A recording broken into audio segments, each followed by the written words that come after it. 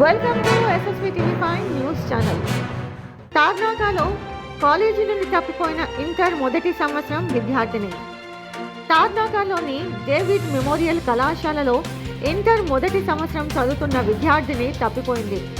కళాశాల యాజమాన్యం వేధింపులే కారణమని అంటున్న విద్యార్థిని తల్లిదండ్రులు.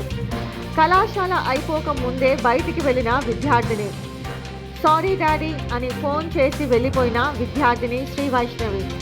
పరిస్థితిని చూసి నిస్సహాయంగా మరియు ఉద్విగ్నతతో ఉన్న తల్లిదండ్రులు కాలేజీ అయిపోకముందే బయటికి ఎలా పంపించారని కాలేజీ యాజమాన్యంను ప్రశ్నిస్తున్న తల్లిదండ్రులు.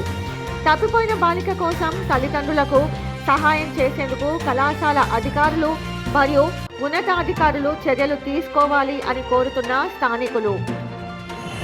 పాప దగ్గర మొబైల్ ఉందా? ఏమన్నా పాప దగ్గర మొబైల్ లేదా? ఎక్కడి నుంచి ఫోన్ చేసింది మరి?